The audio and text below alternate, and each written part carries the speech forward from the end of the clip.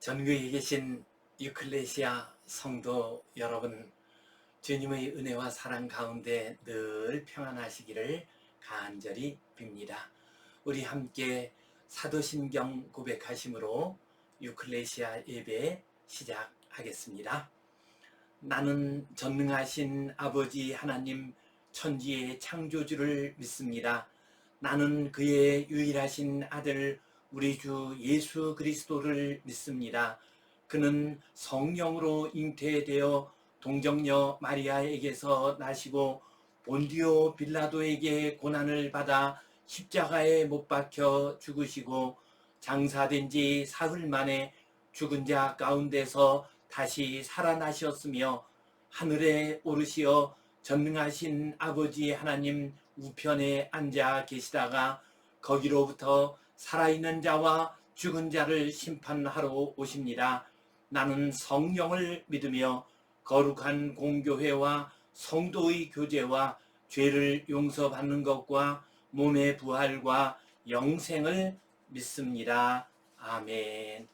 우리 함께 찬송 이 땅의 황무함을 보소서, 이 찬양 함께 드리겠습니다.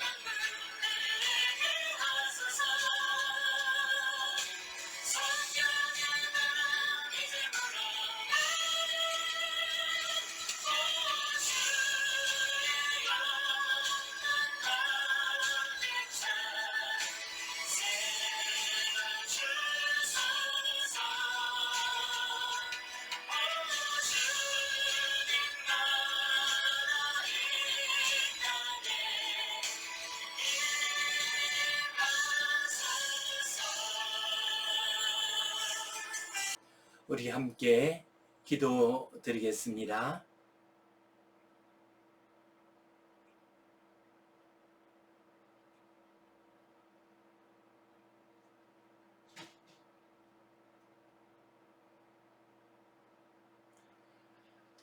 하나님 아버지, 은혜에 감사합니다. 거룩한 주일을 맞아 이 땅 위에서 올려지는 모든 예배를 받아 주시옵소서. 에클레시아 예배를 통하여 하나님께 영광 올려드리는 귀한 주의 백성들에게 복을 내려 주시옵소서. 세상이 어지럽습니다. 주여, 이 땅에 은혜를 내려주시고 이 땅에 평화를 내려 주시옵소서. 이 지도자들에게 겸손한 마음과 백성들을 사랑하는 마음 더하여 주시고 하나님을 두려워하는 마음으로 이 일을 잘 마무리하게 하여 주시옵소서. 예수님 이름으로 기도하옵나이다. 아멘. 하늘에 계신 우리 아버지, 아버지의 이름을 거룩하게 하시며 아버지의 나라가 오게 하시며 아버지의 뜻이 하늘에서와 같이 땅에서도 이루어지게 하소서.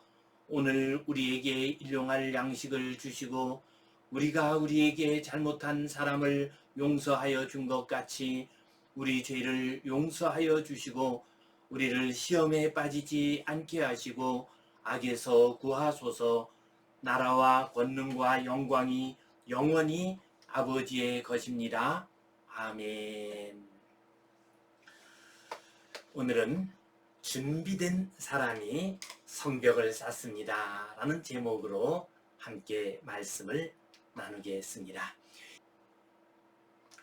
20세기 최고의 지휘자 토스카니니, 그는 이탈리아의 파르마에서 1867년에 태어났습니다. 음악에 소질이 있던 그는 밀라노 음악학원에서 첼로를 전공하며 공부를 했습니다. 19살 때 오페라단의 첼리스트가 되어서 브라질 공연에 참여하게 되었습니다. 그 공연작은 베르디의 오페라 아이다였습니다. 그런데 공연 직전에 지휘자가 오페라단 측과 마찰을 이유로 해서 그만 지휘봉을 던져버리고 말았습니다. 부지휘자가 지휘봉을 잡았지만 관객들의 야유로 지휘를 할 수가 없었습니다. 그러자 단원들이 토스카니니를 추천을 했습니다. 그는 지독한 근시였기 때문에 공연 중 악보를 보는 것이 어려웠습니다. 그래서 공연 시에 늘 악보를 통째로 외웠습니다. 또한 그는 지휘에 대한 꿈을 가지고 있었습니다. 그래서 아이다를 비롯한 여러 편의 오페라를 통째로 외우고 있었습니다. 관객들이 19살짜리 애송이 청년이 지휘대에 오르자 더 큰 소리로 야유를 퍼부었습니다. 그러자 토스카니니가 보면대 위에 놓인 악보를 덮어버렸습니다. 그 순간 청중들이 모두 다 입을 다물었습니다. 이 젊은 지휘자는 아이다를 모두 외우고 있었기 때문에 한치의 실수도 없이 지휘를 잘했습니다. 공연이 끝나자 객석에서 우레와 같은 박수가 터져 나왔습니다. 20세기 최고의 지휘자, 지휘의 거장 토스카니니의 신화는 이렇게 시작되었습니다. 위대한 지휘자의 탄생은 우연히 생긴 일이 아니었습니다. 그가 평소부터 늘 악보를 외우고 있었기 때문에, 준비하고 있었기 때문에 가능했습니다. 모든 위대한 인물의 위대한 역사는 어느 날 갑자기 하늘에서 뚝 떨어지는 것이 아닙니다. 하나님께서 당신의 크고 거룩한 뜻을 이루실 때 즉흥적으로 행하지 않으십니다. 오랫동안 준비된 사람을 통해서 준비된 때에 그 일을 행하십니다. 포로로 끌려간 백성들이 예루살렘으로 돌아와 무너진 성벽을 쌓으려고 100년 동안 애를 썼지만 성벽을 쌓지를 못했습니다. 그런데 그 힘든 일을 느헤미야는 불과 52일 만에 이루었습니다. 이 귀하고 위대한 역사는 준비된 사람 느헤미야에 의해서 이루어졌습니다. 이 시간 준비된 사람이 성벽을 쌓습니다 라는 제목으로 함께 말씀을 나누겠습니다. 본문 말씀 같이 읽겠습니다. 내가 또 왕에게 아뢰되 왕이 만일 좋게 여기시거든 강서쪽 총독들에게 내리시는 조서를 내게 주사 그들이 나를 용납하여 유다에 들어가기까지 통과하게 하시고 또 왕의 삼림 감독 아삽에게 조서를 내리사 그가 성전에 속한 영문의 문과 성곽과 내가 들어갈 집을 위하여 들보로 쓸 제목을 내게 주게 하옵소서 하매 내 하나님의 선한 손이 나를 도우심으로 왕이 허락하고 군대 장관과 마병을 보내어 나와 함께하게 하시기로 내가 강 서쪽에 있는 총독들에게 이르러 왕의 조소를 전하였더니. 느헤미야가 동생 하나니야로부터 예루살렘 성벽이 무너졌다는 소식을 들었습니다. 그리고 나서 4개월의 세월이 흐르게 됩니다. 이 4개월 동안 느헤미야는 준비를 하고 있었습니다.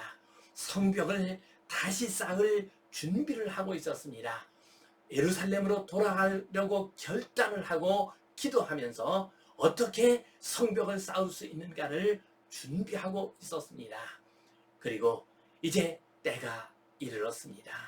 이것을 준비하면서 느헤미야에는 늘 마음에 근심이 되었습니다. 어떻게 이 일을 잘 감당할까 하는 생각에 늘 마음에 부담이 되었습니다.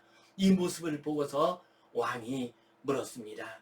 어찌하여 내 얼굴에 수심이 있느냐라고 물었습니다. 그러자 느헤미야가 대답하기를 내 조상들의 묘실이 있는 성읍이 이제까지 황폐하고 성문이 불타있기 때문에 그렇습니다 라고 대답했습니다. 그러자 왕이 내가 무엇을 원하느냐라고 물었습니다. 그러자 느헤미야는 잠시 하늘의 하나님께 기도를 드렸습니다. 하나님께서 지혜를 주시고 하나님께서 그 왕의 마음을 움직여 주시기를 위해서 기도했습니다. 그리고 나서 대답을 합니다. 나를 유다 땅 나의 조상들의 묘실이 있는 성읍에 보내어 그 성을 건축하게 하옵소서라고 부탁을 했습니다. 이 부탁을 들은 왕이 허락을 하게 됩니다. 그러자 이제 느헤미야는 이 기회를 놓치지 않고 왕에게 다른 부탁을 했습니다. 강 서쪽 총독들에게 내리시는 조서를 내게 주사 그들이 나를 용납하여 유다에 들어가기까지 통과하게 하소서 하고 요청을 했습니다. 페르시아의 수도 수산에서 예루살렘까지는 그 거리가 1200km나 됩니다. 그리고 그 사이에는 여러 지역을 다스리는 총독들이 있었습니다. 이 총독들이 만약에 느헤미야 일행이 지나가는 길을 방해하게 되면은 그러면 예루살렘까지 제대로 갈 수가 없었습니다.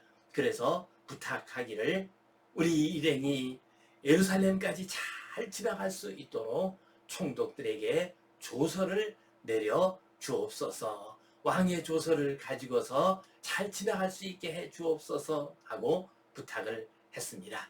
또 왕의 삼림감독 아삽에게 조서를 내리사 그가 문과 성곽과 내가 들어갈 집을 위하여 들보로 쓸 제목을 내게 주게 하옵소서라고 부탁을 했습니다. 예루살렘에는 큰 성을 쌓을 만한 그런 목재가 없었습니다.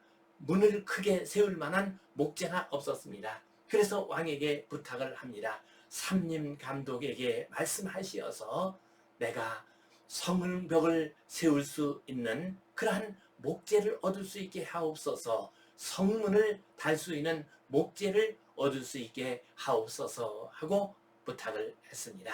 그러자 그것도 왕이 허락을 했습니다.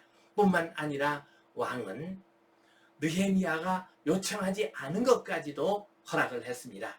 군대 장관과 마병을 보내어서 함께하게 하였습니다. 그 먼 거리를 가는 이 느헤미야를 돕기 위해서 군대 장관을 함께 보내주었습니다. 그래서 느헤미야는 많은 건축 자재를 싣고 1200km의 먼 거리를 무사히 잘 갈 수가 있었습니다. 뿐만 아니라 느헤미야는 성벽을 쌓기 위해서 치밀하게 계획하고 준비를 했습니다. 그가 무너진 예루살렘 성벽을 쌓을 수 있었던 것은 정확하게 판단하고 신중하고 치밀하게 철저하게 준비하였기 때문입니다. 우리 주변에는 무너진 성벽들이 참 많이 있습니다. 가정이 무너졌습니다. 교회와 사회가 무너졌습니다. 이 나라와 이 역사와 문명이 지금 무너져가고 있습니다. 이러한 무너진 성벽을 다시 쌓기 위해서는 준비된 사람이 필요합니다. 느헤미야처럼 잘 준비하여 인생의 무너진 성벽을 다시 쌓는 복된 성도님들 되시기를 주님의 이름으로 축원합니다. 이 말씀 가지고 하나님께서 우리에게 주시는 교훈과 그리고 의미를 두 가지 생각해 보겠습니다. 첫 번째로 때를 아는 사람이 성벽을 쌓습니다. 느헤미야가 성벽을 쌓을 수 있었던 것은 때를 아는 사람이었기 때문입니다. 그가 예루살렘 성벽이 무너졌고 또한 예루살렘 성문이 불타버렸다는 소식을 들었을 때 이제 성벽을 다시 쌓을 때가 이르렀구나 하는 것을 깨달았습니다. 성문까지 불타버리게 되자 예루살렘 성은 완전히 무방비 상태가 되고 말았습니다. 그러자 예루살렘에 살고 있는 모든 사람들이 크게 위기의식을 느끼게 되었습니다. 그리고 성벽을 쌓지 못하고 성문까지도 불태워버린 그러한 자신들의 모습이 너무나도 초라했습니다. 그래서 자존심이 무너졌고 또한 이러한 일들을 통해서 자기 자신들과 조상들의 죄를 다시 한번 생각하게 되었습니다. 곧 그들에게 영적인 각성이 일어날 수가 있었습니다. 바로 이러한 때가 성벽을 다시 쌓을 수 있는 그러한 때였습니다. 느헤미야는 때를 볼 줄 아는 사람이었습니다. 그래서 그는 성벽을 다시 쌓을 수 있었습니다. 느헤미야는 때를 볼 줄 아는 사람일 뿐만 아니라 때를 놓치지 않았습니다. 그는 성벽이 무너지고 성문이 불타버렸다는 소식을 들은 후에 예루살렘에 가고자 하는 결심을 하게 됩니다. 금식하고 기도하면서 준비를 했습니다. 이 소중한 기회를 잃지 않으려고 기도했습니다. 준비했습니다.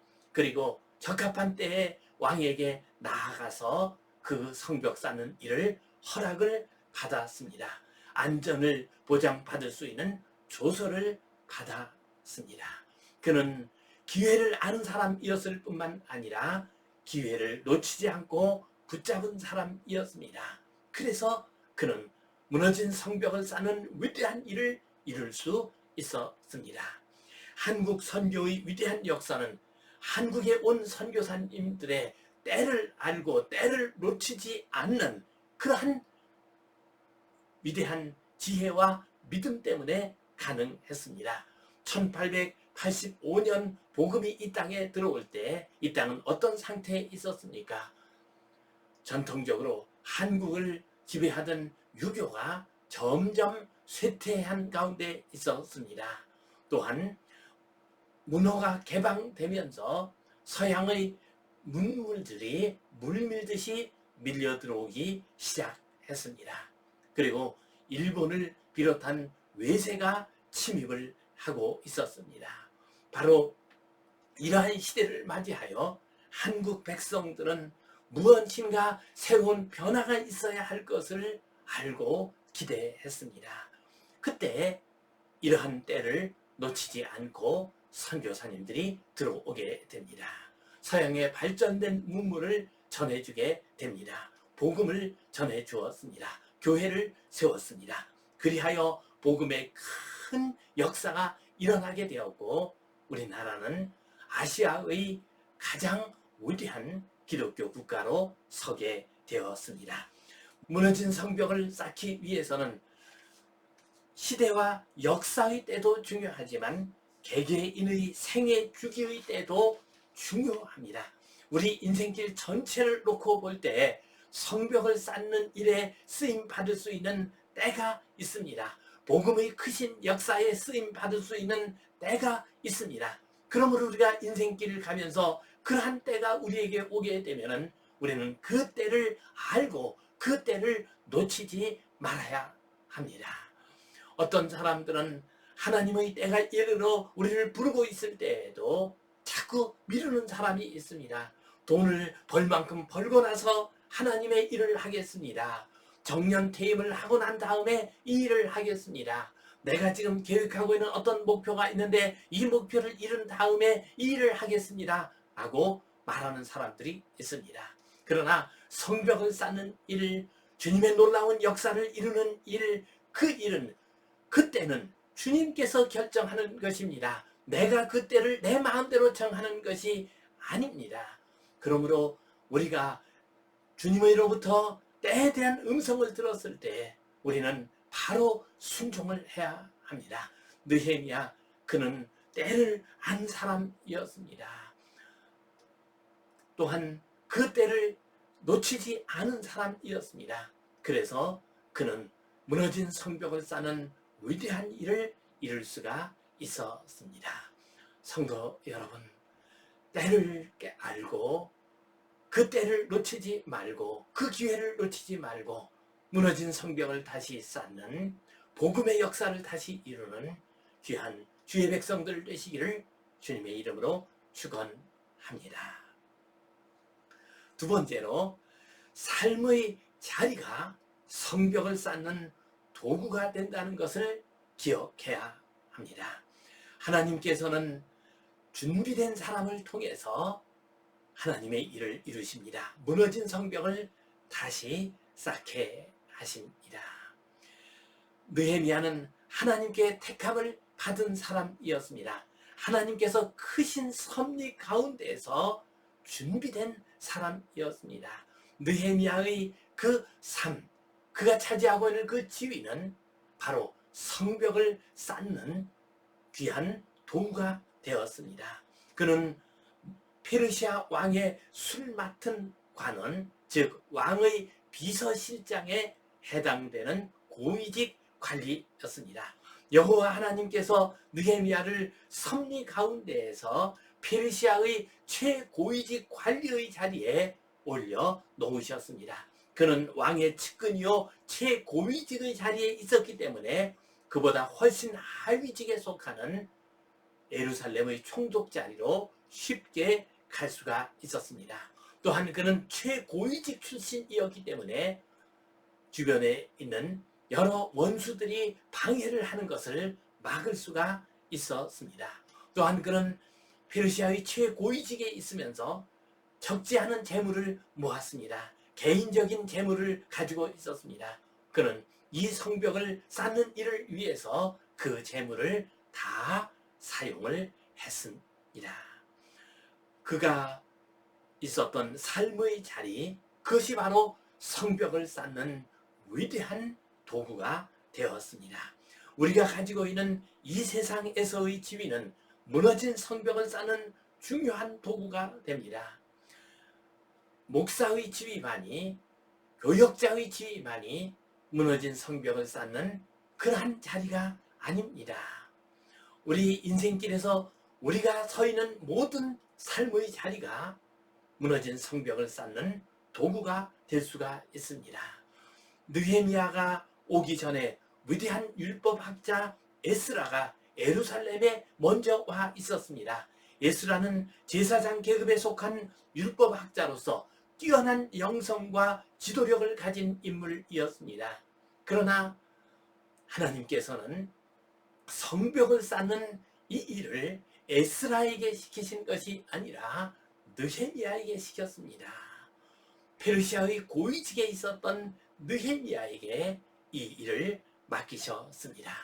영국의 노예자가 폐지될 당시에 영국에는 요한 웨슬레라고 하는 위대한 영적인 지도자가 있었습니다.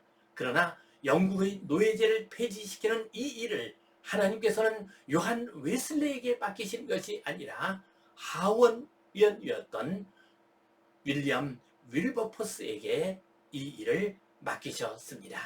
미국의 노예 해방이 있던 당시에 미국에는 찰스 핀이라든가 드와이트 무디와 같은 위대한 영적인 지도자들이 있었습니다. 위대한 하나님의 사람들이 있었습니다.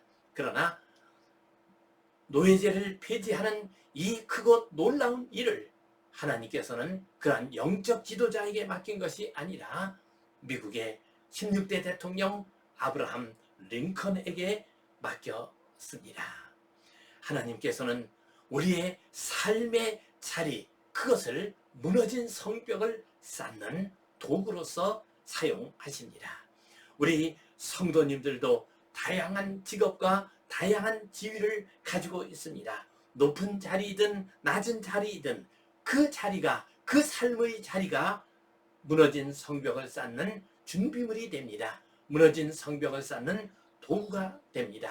교사와 학생은 무너진 학교의 성벽을 다시 쌓을 수 있습니다. 의사는 병실에서 무너진 몸과 영혼을 다시 세우는 자리에 있습니다. 사업가는 치열한 경쟁과 좌절이 이루어지고 있는 이 생업의 현장에서 무너진 성벽을 다시 세우는 그러한 자리에 서 있습니다. 우리가 서 있는 삶의 자리가 무너진 성벽을 쌓기 위한 준비물입니다. 무너진 성벽을 다시 쌓기 위한 도구가 되고 재료가 됩니다. 우리가 가지고 있는 재능이나 물질, 우리가 가지고 있는 지위와 지식, 이런 것들이 다 무너진 성벽을 쌓는 재료가 됩니다. 우리가 인생길 살아오면서 가지고 있는 여러 가지 경험들, 실패와 좌절과 상처와 같은 그런 경험들이라 할지라도 그 모든 경험들이 무너진 성벽을 다시 쌓는 귀한 재료가 될 수가 있습니다. 사랑하는 성도 여러분, 지금 어디에 서 계십니까? 어디에 서 계시든지 간에, 삶의 자리가 무엇이든지 간에 그곳에서 무너진 성벽을 다시 쌓는, 그래서 하나님의 영광이 나타나고 절망과 비탄에 빠진 이 백성을 구원하고 살려내는 귀한 하나님의 백성들 되시기를 주님의 이름으로 축원합니다. 기도하겠습니다. 하나님 아버지, 무너진 성벽을 다시 쌓을 수 있게 하여 주시옵소서. 무너진 성벽을 다시 쌓는 그 때와 기회를 놓치지 않게 하여 주시옵소서. 우리의 삶의 자리가 그 어느 곳이든지 간에 그곳에서 우리가 가지고 있는 재능과 능력과 지식과 경험을 통해서, 그 지위를 통해서, 그 재물을 통해서 무너진 성벽을 다시 쌓게 하여 주시옵소서. 예수님 이름으로 기도하옵나이다. 아멘. 이제는 우리 주 예수 그리스도의 은혜와 하나님 아버지의 크신 사랑과 성령님의 감동, 감화하심, 교통하심, 위로하심, 회복하심의 역사가 무너진 성벽을 다시 쌓고자 하는 모든 주의 백성들 위해 이제로부터 영원토록 함께 하시옵기를 간절히 축원하옵나이다. 아멘.